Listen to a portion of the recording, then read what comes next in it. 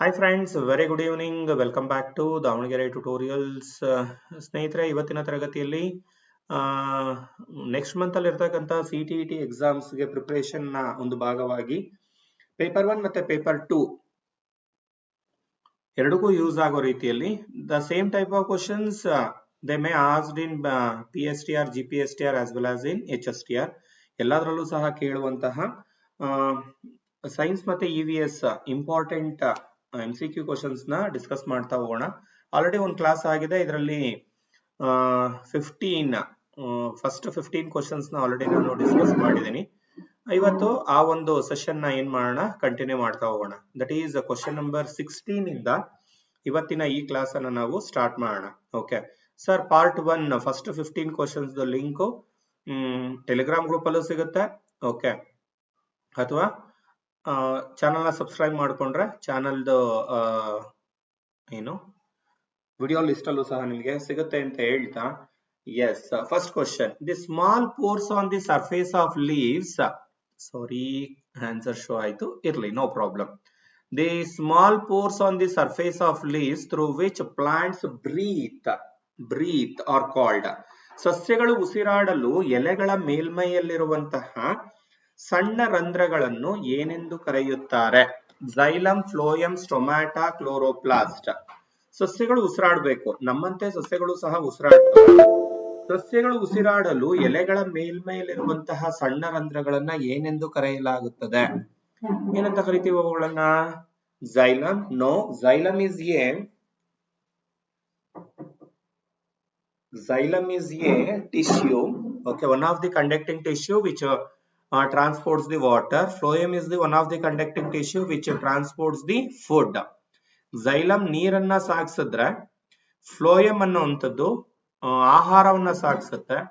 Then here the right answer is stomata. ಪತ್ರ ರಂಧ್ರಗಳು ಇಲ್ಲಿ ಸರಿಯಾದ ಉತ್ತರ. ಸರ್, ಕ್ಲೋರೋಪ್ಲಾಸ್ಟ್ ಏನು sir? Chloroplast is the organelle, okay, in which chlorophyll is present, which take part in photosynthesis. Chloroplast ಗಳು ಪತ್ರಾರಿತ್ತನ್ನ ಹೊಂದಿರುವಂತಹ ಕಣದಂಗಗಳಾಗಿದ್ದು, ಆ ಪತ್ರಾರಿತ್ತು ಯಾವ್ದ್ರಲ್ಲಿ ಪಾರ್ಟಿಸಿಪೇಟ್ ಮಾಡುತ್ತೆ? ದ್ಯುತಿ ಸಂಶ್ಲೇಷಣಾ ಕ್ರಿಯೆಯಲ್ಲಿ ಪಾರ್ಟಿಸಿಪೇಟ್ ಮಾಡುತ್ತೆ. So the right answer is option C, stomata. ಓಕೆನಾ?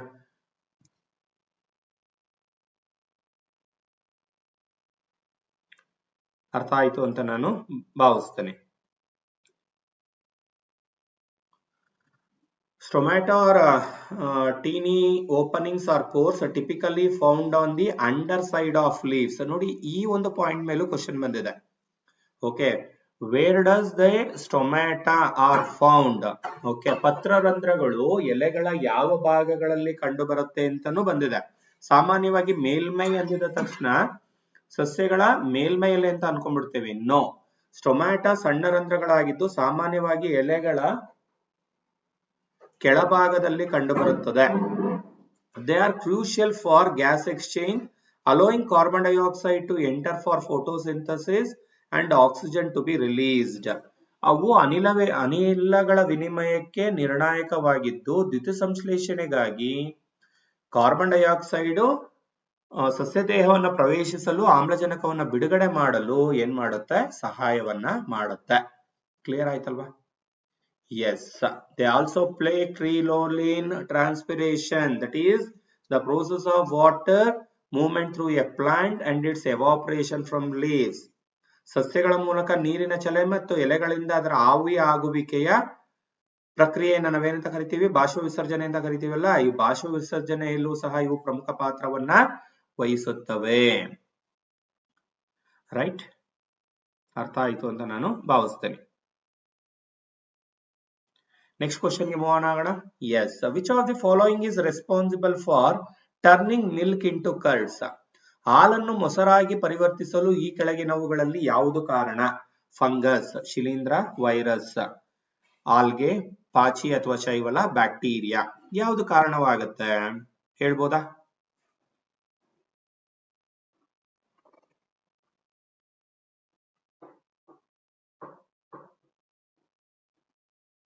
ಹೇಳ್ಬೋದಾ ಸ್ನೇಹಿತರೆ? ಯಾವ್ದು ಕಾರಣ ಆಗುತ್ತೆ? ಫಂಗಸ್, ಶಿಲೀಂಧ್ರನ, ವೈರಸ್, ಶೈವಲ ಅಥವಾ algae bacteria? Sir simple question sir, bacteria ಅಲ್ವಾ ಸರ್? ಲ್ಯಾಕ್ಟೋಬ್ಯಾಸಿಲಸ್ ಅಂತ ನಾವು ಎಷ್ಟು ಟೈಮ್ ಓದಿದೀವಿ. Yes, lactobacillus is the right answer. The conversion of milk to curd is due to the action of bacterium called lactobacillus. Lactobacillus ಎಂಬ ಬ್ಯಾಕ್ಟೀರಿಯಾದ ಕ್ರಿಯೆಯಿಂದ ಹಾಲು ಮೊಸರಾಗಿ ಏನಾಗುತ್ತೆ, ಪರಿವರ್ತನೆ ಆಗುತ್ತೆ, ಹೌದಲ್ವಾ? This bacterium multiplies in milk and converts the lactose into lactic acid. This is important point we should know regarding to this. ಅಂದ್ರೆ ಈ ಬ್ಯಾಕ್ಟೀರಿಯಾ ಹಾಲಿನಲ್ಲಿ ವೃದ್ಧಿಯಾಗಿ ಲ್ಯಾಕ್ಟೋಸ್ ಅನ್ನ, ಅಂದ್ರೆ ಹಾಲಿನಲ್ಲಿರುವಂತಹ ಸಕ್ಕರೆಯನ್ನ ಲ್ಯಾಕ್ಟೋಸ್ ಅಂತ ಕರಿತೀವಿ, ಲ್ಯಾಕ್ಟಿಕ್ ಆಮ್ಲವಾಗಿ ಏನ್ ಮಾಡುತ್ತೆ, ಪರಿವರ್ತಿಸುತ್ತೆ. Right? The lactic acid then causes milk proteins to coagulate and partially digest, resulting in the formation of curd. ಈ ಲ್ಯಾಕ್ಟಿಕ್ ಆಮ್ಲವು ಹಾಲಿನ ಪ್ರೋಟೀನ್ ಗಳನ್ನ ಏನ್ ಮಾಡುತ್ತೆ, ಎಪ್ಪುಗಟ್ಟುವಂತೆ ಮಾಡುತ್ತೆ. ಇದರ ಪರಿಣಾಮವಾಗಿ ಮೊಸರು ಅನ್ನೋದು ರೂಪುಗೊಳ್ಳುತ್ತೆ. This is the complete procedure of how milk is turns into curd. ಹಾಲು ಮೊಸರಾಗಿ ಯಾವ ರೀತಿ ಲ್ಯಾಕ್ಟೋಬ್ಯಾಸಿಲಸ್ ನ ಸಹಾಯದಿಂದಾಗಿ ಹಾಲು ಯಾವ ರೀತಿ ಮೊಸರಾಗಿ ರೂಪುಗೊಳ್ಳುತ್ತೆ ಅನ್ನೋದಕ್ಕೆ ಕಂಪ್ಲೀಟ್ ಇನ್ಫಾರ್ಮೇಶನ್ ಕ್ಲಿಯರ್ ಆಯ್ತು ಅಂತ ನಾನು ಭಾವಿಸ್ತೇನೆ.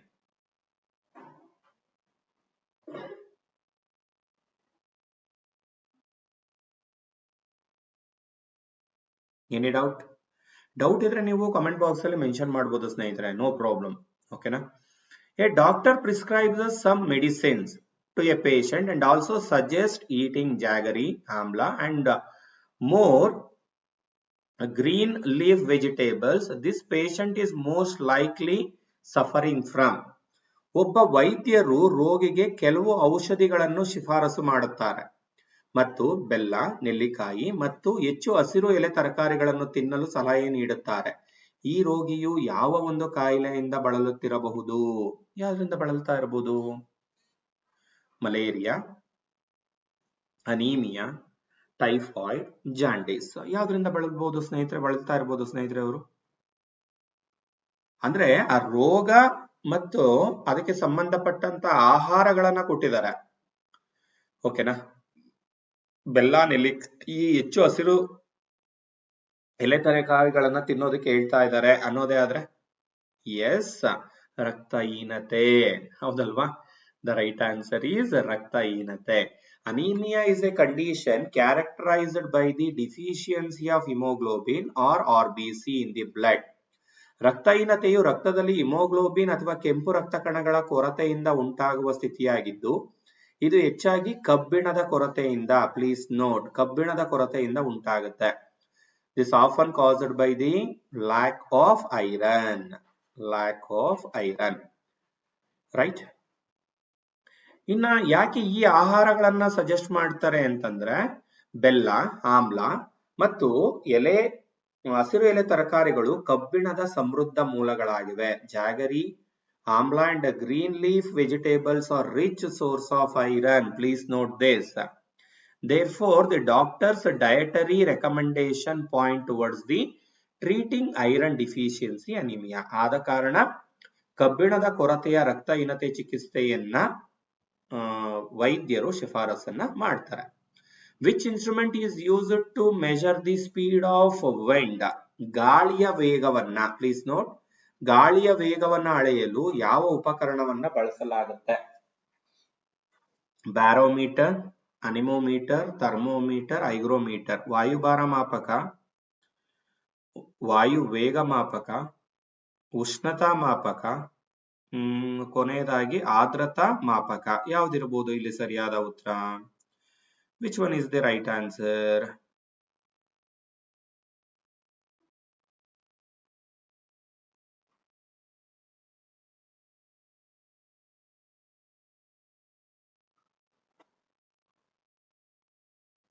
ಗಾಳಿಯ ವೇಗ ಕೊಟ್ಟಿದ್ದಾರೆ, ಗಾಳಿಯ ವೇಗವನ್ನ ಕಂಡುಹಿಡಿದಕ್ಕೆ ಎಸ್, ಆಲ್ಮೋಸ್ಟ್ ಸರಿ ಉತ್ತರ ಕೊಟ್ಟಿರ್ತೀರಾ. ಅನಿಮೋಮೀಟರ್, ವಾಯು ವೇಗ ಮಾಪಕ. Anemometer, ವಾಯು ವೇಗ ಮಾಪಕ. Yes, an anemometer is a device used for measuring wind speed and direction. Anemometer ಅನ್ನ ಗಾಳಿಯ ವೇಗ ಮತ್ತು ದಿಕ್ಕನ್ನ ಅಳೆಯೋದಕ್ಕೆ, ಗಾಳಿಯ ವೇಗ ಮತ್ತು ಯಾವ ದಿಕ್ಕಿನಲ್ಲಿ ಅದು ಸಾಗ್ತಾ ಇದೆ ಅನ್ನೋದನ್ನ ಅಳೆಯೋದಕ್ಕೆ ಬಳಸ್ತಾರೆ. Then what about barometer? Barometer measures atmospheric pressure. Please note, which helps in weather forecasting. Barometer ವಾತಾವರಣದ ಒತ್ತಡವನ್ನ ಅಳೆಯಲು, ಹವಾಮಾನದ ಮುನ್ಸೂಚನೆಗೆ ಏನ್ ಮಾಡುತ್ತೆ, ಸಹಾಯವನ್ನ ಮಾಡುವಂತಹ ಒಂದು ಸಾಧನವಾಗಿದೆ. ಹೌದಲ್ವಾ? ಥರ್ಮೋಮೀಟರ್ ಗೊತ್ತದ? ತಾಪಮಾನವನ್ನ, ಹೈಗ್ರೋಮೀಟರ್ ಆರ್ದ್ರತೆಯನ್ನು ಅಳೆಯಲು ಬಳಸಲಾಗುತ್ತೆ. Thermometer measures the temperature, whereas hygrometer measures the humidity. The Chipko movement was started to. Chipko ಚಳುವಳಿಯನ್ನ ಯಾವುದಕ್ಕಾಗಿ ಪ್ರಾರಂಭಿಸಲಾಯಿತು? ಕನ್ಸರ್ವೇಷನ್ ಆಫ್ ವಾಟರ್, ನೀರನ್ನ ಸಂರಕ್ಷಿಸಲು. ಪ್ರೊಟೆಕ್ಟ್ ಟೈಗರ್ಸ್, ಹುಲಿಗಳನ್ನ ಸಂರಕ್ಷಿಸಲು. ಕನ್ಸರ್ವ್ ಫಾರೆಸ್ಟ್, ಅರಣ್ಯಗಳನ್ನ ಅಂದ್ರೆ ಮರಗಳನ್ನ ಸಂರಕ್ಷಿಸಲು. Then finally prevent air pollution, ವಾಯು ಮಾಲಿನ್ಯವನ್ನ ತಡೆಯಲು. ಯಾವ ಕಾರಣಕ್ಕಾಗಿ ಚಿಪ್ಕೋ ಚಳುವಳಿಯನ್ನ ಪ್ರಾರಂಭಿಸಲಾಯಿತು?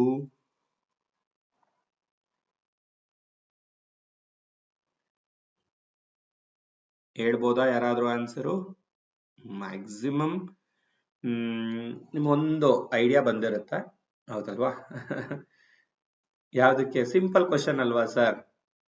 To conserve the or to protect the trees, ಅರಣ್ಯಗಳನ್ನ ಸಂರಕ್ಷಿಸಲು, ಮರಗಳನ್ನ ಸಂರಕ್ಷಿಸಲು ಪ್ರಾರಂಭವಾದಂತ ಒಂದು ಅತ್ಯದ್ಭುತ, ಅಂದ್ರೆ ಇತಿಹಾಸದಲ್ಲಿ ನೆನಪಲ್ಲಿ ಉಳಿಯುವಂತಹ ಒಂದು ಚಳುವಳಿ, ಹೌದಲ್ವಾ? The Chipko movement was a non-violent, please note, non-violent social ecological movement by rural villagers, particularly women, in 1970s. Chipko ಚಳುವಳಿಯು 1970ರ ದಶಕದಲ್ಲಿ ಭಾರತದಲ್ಲಿ ಗ್ರಾಮೀಣ ಗ್ರಾಮಸ್ಥರು, ವಿಶೇಷವಾಗಿ ಮಹಿಳೆಯರು ನಡೆಸಿದ ಅಹಿಂಸಾತ್ಮಕ ಸಾಮಾಜಿಕ ಪರಿಸರ ಚಳುವಳಿಯಾಗಿದೆ. Then the movement is originated in Himalayan region of Uttarakhand. Then that is the part of Uttar Pradesh. ಆಗಿನ ಉತ್ತರ ಪ್ರದೇಶದ ಭಾಗ, ಈಗ ಅದು ಉತ್ತರಾಖಂಡ್ ಆಗಿದೆ, ಹೌದಲ್ವಾ? ಆ ಒಂದು ಹಿಮಾಲಯ ಪ್ರದೇಶದಲ್ಲಿ ಉಟ್ಕೊಳ್ಳುತ್ತೆ. The primary objective was to protect trees and forest from being cut down by hugging them with the slogan ecology is the permanent economy. ಪರಿಸರವೇ ಶಾಶ್ವತ ಆರ್ಥಿಕತೆ. ನೋಡಿ ಎಂತ ಅದ್ಭುತವಾದಂತಹ ಹೇಳಿಕೆ. ಪರಿಸರವೇ ಶಾಶ್ವತ ಆರ್ಥಿಕತೆ ಎಂಬ ಘೋಷಣೆಯೊಂದಿಗೆ ಮರಗಳನ್ನ ಅಪ್ಪಿಕೊಳ್ಳುವ ಮೂಲಕ ಅವುಗಳನ್ನ ಕಡಿಯದಂತೆ ರಕ್ಷಿಸುವುದು ಇದರ ಪ್ರಾಥಮಿಕ ಉದ್ದೇಶವಾಗಿತ್ತು. Right? Next question. When an ant bites, it injects an acidic liquid into skin. Which substance can be applied to get relief? ಇರುವೆ ಕಚ್ಚಿದಾಗ ಚರ್ಮಕ್ಕೆ ಆಮ್ಲೀಯ ದ್ರವವನ್ನ ಚುಚ್ಚುತ್ತೆ, ಹೌದಲ್ವಾ? ಇದಕ್ಕೆ ಪರಿಹಾರ ಪಡೆಯಲು ಯಾವ ವಸ್ತುವನ್ನ ಹಚ್ಚಬಹುದು? ಒಂದು ಇರುವೆ ಕಚ್ಚಿದಾಗ ಒಂದು ಆಮ್ಲೀಯ ದ್ರವ ದೇಹದ ಒಳಗಡೆ ಸೇರ್ಕೊಳ್ಳುತ್ತೆ. ಅದರಿಂದ ಪರಿಹಾರ ಪಡಿಬೇಕಾದ್ರೆ ಯಾವ ವಸ್ತುವನ್ನ ಅಲ್ಲಿ ನಾವು ಹಚ್ಚಬಹುದು? ಲೆಮನ್ ಜ್ಯೂಸ್, ನಿಂಬೆ ರಸ, ವಿನೆಗರ್, ಮಾಯಿಸ್ಟ್ ಬೇಕಿಂಗ್ ಸೋಡಾ, ಒದ್ದೆಯಾದ ಅಡಿಗೆ ಸೋಡಾ, ಆರೆಂಜ್ ಜ್ಯೂಸ್, ಕಿತ್ತಳೆ ರಸ. ಯಾವುದನ್ನ ಹಚ್ಚೋದ್ರ ಮೂಲಕ ಅದು ಒಂದು ರಿಲೀಫ್ ಅನ್ನ ಕೊಡುತ್ತೆ ಅನ್ನೋದಿಲ್ಲಿ ಪ್ರಶ್ನೆ. ರಿಲೀಫ್ ಸಿಗ್ಬೇಕಲ್ವಾ? ಯಾವುದನ್ನ ಹಚ್ಚೋದ್ರ ಮೂಲಕ ರಿಲೀಫ್ ಅನ್ನೋದು ಸಿಗುತ್ತೆ? ಎಸ್, ಮಾಯಿಸ್ಟ್ ಬೇಕಿಂಗ್ ಸೋಡಾ, ಅಡಿಗೆ ಸೋಡಾ, ಒದ್ದೆಯಾದ ಅಡಿಗೆ ಸೋಡಾ. ಹೇಗೆ sir? Ant bites inject formic acid. ಇರುವೆ ಕಚ್ಚಿದಾಗ ಫಾರ್ಮಿಕ್ ಆಮ್ಲ ದೇಹದೊಳಗಡೆ ಪ್ರವೇಶ ಮಾಡುತ್ತೆ. ಇದು ಉರಿ ಮತ್ತು ನೋವನ್ನ ಉಂಟು ಮಾಡುತ್ತೆ. Which causes burning sensation and the pain. Baking soda is a mild base, whereas whatever bites inject, that is an acid. Neutral ಆಗ್ಬೇಕಲ್ವಾ? as when base react with acid, it neutralize, ಹೌದಲ್ವಾ? ಇಲ್ಲಿ ಅಡಿಗೆ ಸೋಡಾ ಒಂದು ಸೌಮ್ಯ ಪ್ರತ್ಯಾಮ್ಲವಾಗಿದೆ. ಇದನ್ನು ಹಚ್ಚಿದಾಗ ಅದು formic ಆಮ್ಲವನ್ನು ಏನ್ ಮಾಡುತ್ತೆ? ತಟಸ್ಥಗೊಳಿಸುತ್ತದೆ. when applied, it neutralizes the formic acid. ನೋಡಿ, simple Simple procedure. This neutralization reaction provides relief from pain and irritation. Applying other acids like lemon juice would worsen the pain. In case ನಾವು ನಿಂಬೆ ರಸ ಹಾಕ್ತಾ ಇದೀವಿ, ಕಿತ್ಲೆ ರಸ ಹಾಕ್ತಾ ಇದೀವಿ ಅಂದ್ರೆ ಇನ್ನೂ ನೋವೇನಾಗುತ್ತೆ, ಜಾಸ್ತಿ ಆಗುತ್ತೆ ಹೊರತು ಕಡಿಮೆ ಆಗಲ್ಲ. Next, sound cannot travel through solids, liquids, gases, vacuum. ಶಬ್ದವು ಯಾವುದರ ಮೂಲಕ ಚಲಿಸಲು ಸಾಧ್ಯವಿಲ್ಲ? ಘನ, ದ್ರವ, ಅನಿಲ, ನಿರ್ವಾತ. ಯಾವುದರ ಮೂಲಕ ಚಲಿಸೋದಿಲ್ಲ ಅನ್ನೋದಿಲ್ಲಿ ಪ್ರಶ್ನೆ.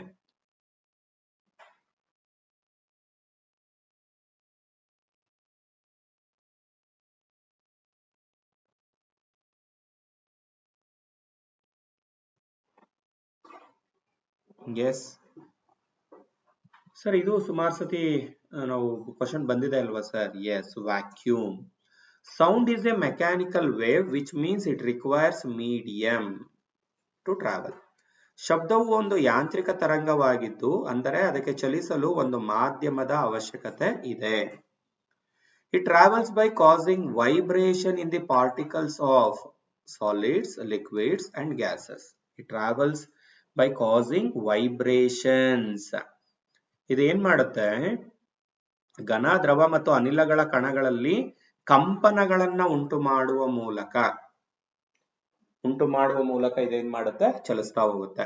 A vacuum is an empty space with no particles, so there is no medium for the sound waves to propagate. ನಿರ್ವಾತ ಅನ್ನೋದು ಕಣಗಳಿಲ್ಲದ ಖಾಲಿ ಸ್ಥಳವಾಗಿರೋದ್ರಿಂದ ಶಬ್ದ ತರಂಗಗಳು ಪ್ರಸಾರವಾಗಲು ಯಾವುದೇ ಮಾಧ್ಯಮ ಅನ್ನೋದು ಅಲ್ಲಿ ಇರೋದಿಲ್ಲ.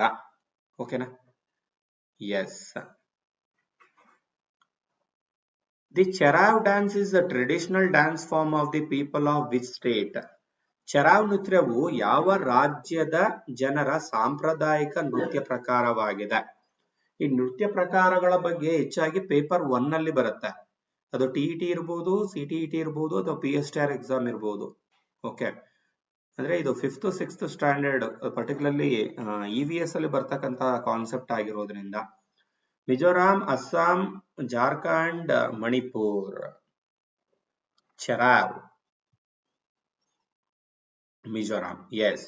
Cherav dance, also known as bamboo dance, is a traditional cultural dance performed in Mizoram. Cherav ನೃತ್ಯವನ್ನ ಬಿದಿರು ನೃತ್ಯ ಎಂದು ಸಹ ಕರೆಯಲಾಗುತ್ತೆ. ಇದು ಮಿಜೋರಾಂನಲ್ಲಿ ಪ್ರದರ್ಶಿಸಲಾಗುವ ಸಾಂಪ್ರದಾಯಿಕ ಸಾಂಸ್ಕೃತಿಕ ನೃತ್ಯವಾಗಿದೆ. It is the dance.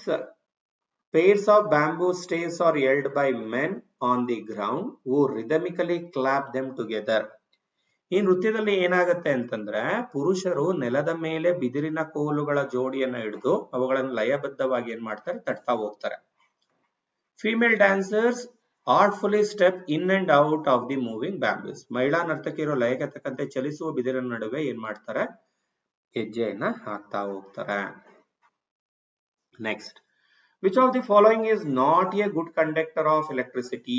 ಈ ಕೆಳಗಿನವುಗಳಲ್ಲಿ ಯಾವುದು ಉತ್ತಮ ವಿದ್ಯುತ್ ವಾಹಕವಲ್ಲ? Copper wire, graphite, distilled water, salt solution. Salt solution, which is the right answer? Copper wire, graphite, distilled water, salt solution.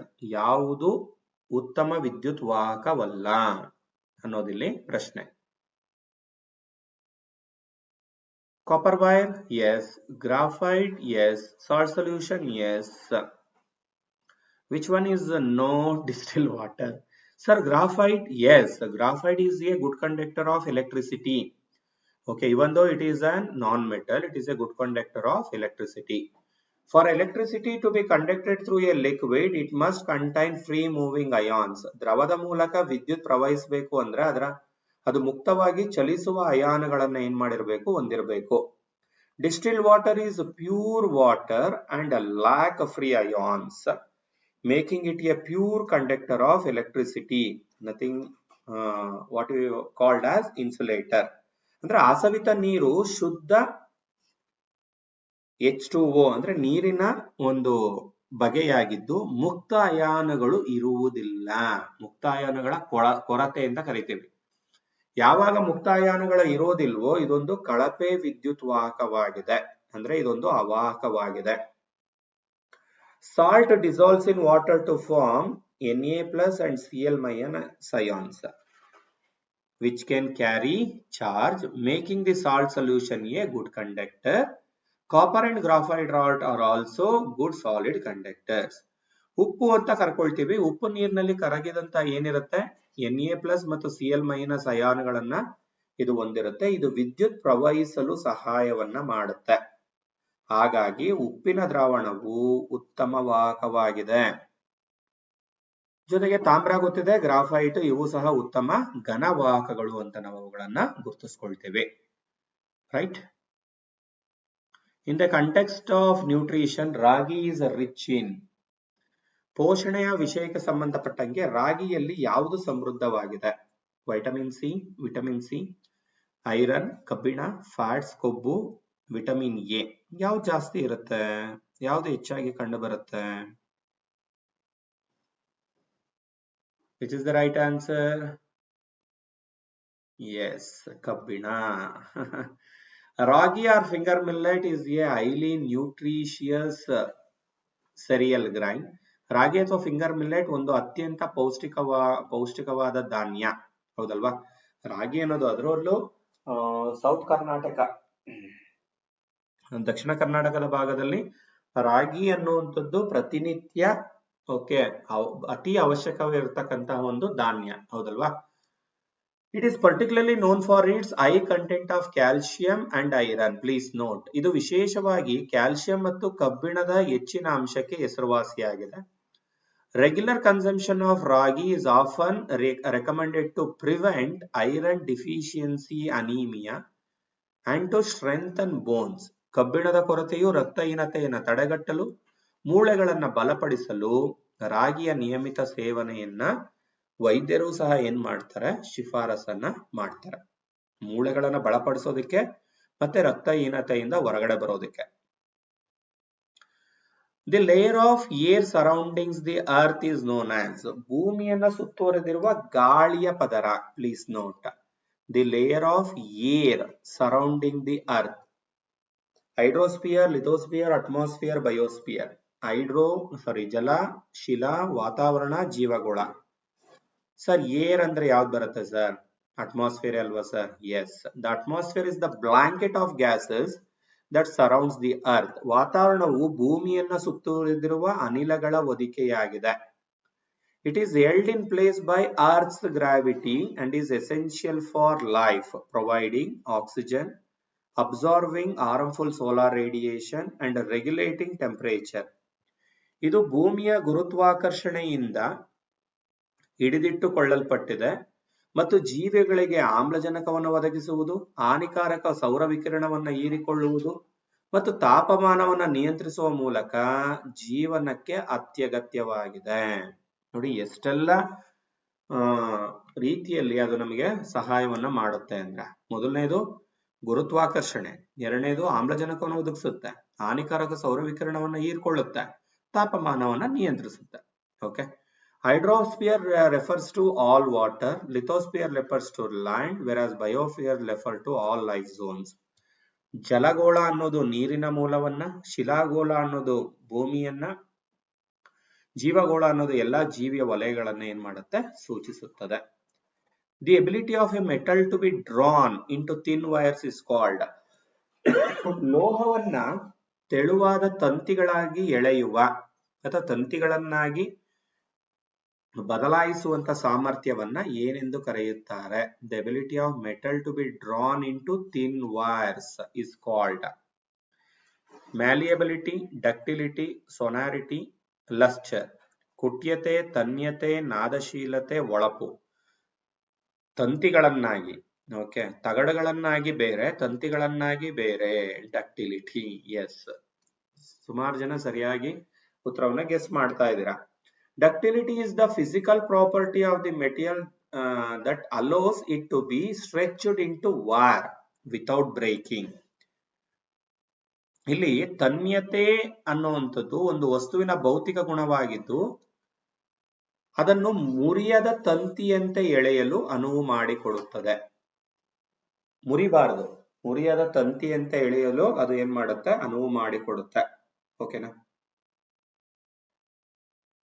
Right. Metals like copper and gold are highly ductile, which is why they are used for making electrical wires and jewelry. Please note this.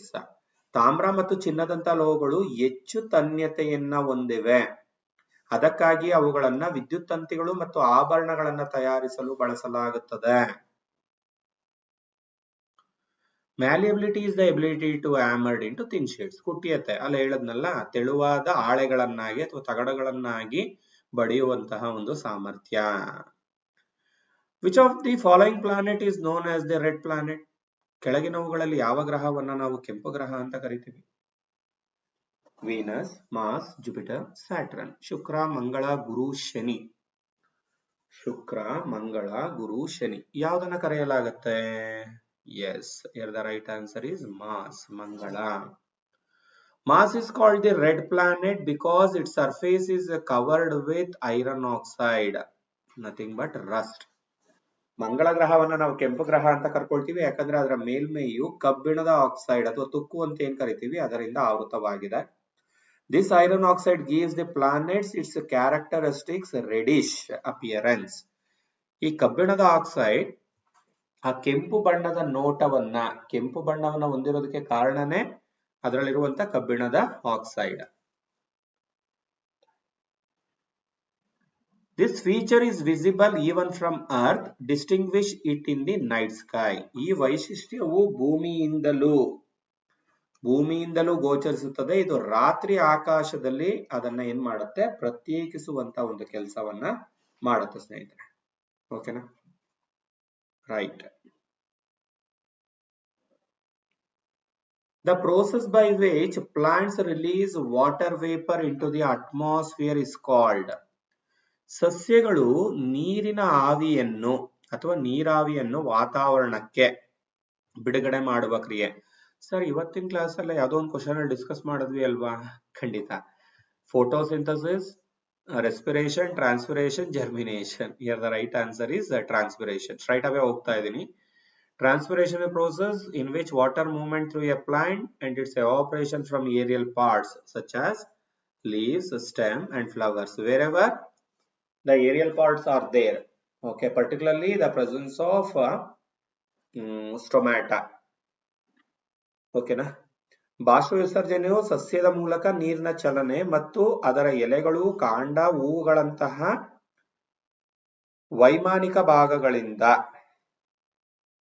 ಅಥವಾ ಗಾಳಿಯ ರಂಧ್ರಗಳಿಂದ ಆವಿಯಾಗುವ ಒಂದು ಪ್ರಕ್ರಿಯೆ. Water is primarily lost as a vapour through stomata in the leaves. ಸಾಮಾನ್ಯವಾಗಿ ನೀರು ಅನ್ನುವಂಥದ್ದು ಎಲೆಗಳಲ್ಲಿನ stomata ಅಥವಾ ಪತ್ರರಂಧ್ರಗಳ ಮೂಲಕ ಆವಿಯಾಗತ್ತೆ. This process helps in pulling water up from the roots and also cools the plant. ಈ ಪ್ರಕ್ರಿಯೆ ಹಿಡಿಲೇಬೇಕು. ಯಾಕೆ? ಬೇರುಗಳಿಂದ ಮತ್ತೆ ನೀರನ್ನ ಮೇಲಕ್ಕೆ ಎಳೆಯಲು ಮತ್ತೆ ಸಸ್ಯವನ್ನ ತಂಪಾಗಿಸಲು ಇದು ಸಹಾಯವನ್ನ ಮಾಡುತ್ತದೆ. ಓಕೆನಾ? Yes. Last question of this class. Which of the following is a communicable disease? ಕೆಳಗಿನವುಗಳಲ್ಲಿ ಯಾವುದು ಸಾಂಕ್ರಾಮಿಕ ರೋಗವಾಗಿದೆ?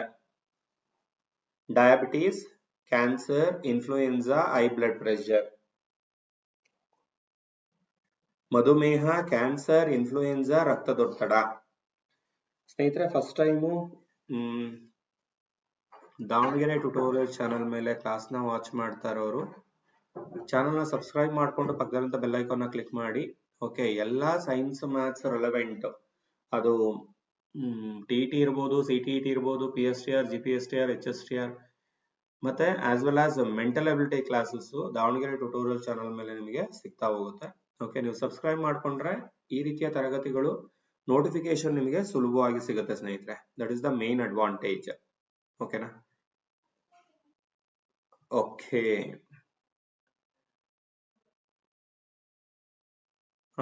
ಕ್ಲಾಸಸ್ಗೆ ಜಾಯಿನ್ ಆಗೋದಕ್ಕೆ ಇಂಟ್ರೆಸ್ಟ್ ಇರ್ತಕ್ಕಂಥವ್ರು 8217670405 or 6361153623 ಈ ಎರಡರಲ್ಲಿ ಒಂದು ನಂಬರ್ನ ಕಾಂಟ್ಯಾಕ್ಟ್ ಮಾಡಿ ನೀವು ಕ್ಲಾಸಸ್ಗೆ ಜಾಯಿನ್ ಆಗ್ಬೋದು ಸ್ನೇಹಿತರೆ. ಇದೇ ತಿಂಗಳ 30th ಇಂದ ಹೊಸ ಬ್ಯಾಚಸ್ ಸ್ಟಾರ್ಟ್ ಆಗ್ತಾ ಇದೆ. ದೋಸ್ ಹೂ ಆರ್ ಇಂಟ್ರೆಸ್ಟೆಡ್ ಕಾಲ್ ಮಾಡಿ ನೀವು ಕ್ಲಾಸಸ್ಗೆ ಜಾಯಿನ್ ಆಗ್ಬೋದು. ಕೆಳಗಿನವುಗಳಲ್ಲಿ ಯಾವುದು ಸಾಂಕ್ರಾಮಿಕ ರೋಗ? ಎಸ್, ಸಾಂಕ್ರಾಮಿಕ ಅಂದ್ರೆ ಒಬ್ಬರಿಂದ ಒಬ್ಬರಿಗೆ ಹರಡುವಂತದ್ದು. Okay, that is influenza, flu, simple ಆಗಿ ಫೀವರ್ ಅಂತ ಕರಿತೀವಿ. A communicable disease is one that can be transmitted from one person to another. ಒಬ್ಬರಿಂದ ಮತ್ತೊಬ್ಬರಿಗೆ ಹರಡಬಹುದಾದ ರೋಗ. Influenza is caused by a virus, can spread through respiratory droplets when an infected person coughs or sneezes. Influenza virus ನಿಂದ ಉಂಟಾಗುವಂತದ್ದು. ಇದು ಸೋಂಕಿತ ವ್ಯಕ್ತಿಯು ಕೆಮ್ಮಿದಾಗ ಅಥವಾ ಸೀನಿದಾಗ ಉಸಿರಾಟದ ಹನಿಗಳ ಮೂಲಕ ದೇಹದಿಂದ ಬಿಡುಗಡೆ ಆಗುತ್ತೆ. ಅದರ ಮೂಲಕ ಇದು ಸುಲಭವಾಗಿ ಏನಾಗುತ್ತೆ, ಸುಲಭವಾಗಿ ಮತ್ತೆ ವೇಗವಾಗಿ ಹರಡುತ್ತೆ. Diabetes, cancer and IBP are non communicable. ಮಧುಮೇಹ, ಕ್ಯಾನ್ಸರ್, ರಕ್ತದೊತ್ತಡಗಳು ಸಾಂಕ್ರಾಮಿಕ ಅಲ್ಲ, ಅಂದ್ರೆ ಇದು ಒಬ್ಬರಿಂದ ಮತ್ತೊಬ್ಬ ವ್ಯಕ್ತಿಗೆ ಹರಡೋದಿಲ್ಲ. ಓಕೆ, ಇನ್ನೂ ಹಲವಾರು ಪ್ರಶ್ನೆಗಳಿದೆ ಸ್ನೇಹಿತರೆ. ಈ ಸೀರೀಸ್ ಅನ್ನ ಕಂಟಿನ್ಯೂ ಮಾಡೋಣ. ನೆಕ್ಸ್ಟ್ ಕ್ಲಾಸ್ ಅಲ್ಲಿ ಇದನ್ನ ಕಂಟಿನ್ಯೂ ಮಾಡ್ತಾ ಹೋಗೋಣ ಅಂತ ಹೇಳ್ತಾ, ಫಸ್ಟ್ ಟೈಮು ದಾವಣಗೆರೆ ಟ್ಯುಟೋರಿಯಲ್ಸ್ ಮೇಲೆ ಚಾನಲ್ ನ ವಾಚ್ ಮಾಡ್ತಾ ಇರೋರು ಚಾನಲ್ ನ ಸಬ್ಸ್ಕ್ರೈಬ್ ಮಾಡ್ಕೊಂಡು ಪಕ್ಕದಲ್ಲಿರುವಂತ ಬೆಲ್ ಐಕಾನ್ ನ ಕ್ಲಿಕ್ ಮಾಡಿ ಅಂತ ಹೇಳ್ತಾ ಕ್ಲಾಸ್ ನ ಇಲ್ಲಿಗೆ ನಾನು ಮುಗಿಸ್ತೀನಿ. Right, thank you so much for watching the class. Class ಇಷ್ಟ ಆಗಿದ್ರೆ ಲೈಕ್ ಮಾಡಿ. ಕ್ಲಾಸ್ ಹೇಗಿತ್ತು ಅನ್ನೋದನ್ನ ನಿಮ್ಮ ಲೈಕ್ಸ್ ಮತ್ತೆ ಕಾಮೆಂಟ್ ಗಳ ಮೂಲಕ ತಿಳಿಸಿ. ಹೆಚ್ಚೆಚ್ಚು ನಿಮ್ಮ ಸ್ನೇಹಿತರಿಗೆ, ಯಾರೆಲ್ಲ ಎಕ್ಸಾಮ್ಗೆ ಪ್ರಿಪೇರ್ ಆಗ್ತಾ ಇದ್ದಾರೆ, ಅವ್ರಿಗೆಲ್ಲರಿಗೂ ಸಹ ಇವತ್ತಿನ ಕ್ಲಾಸ್ ಲಿಂಕ್ ಅನ್ನ ಶೇರ್ ಮಾಡಿ ಸ್ನೇಹಿತರೆ. Thank you so much for watching the class. ಧನ್ಯವಾದಗಳು.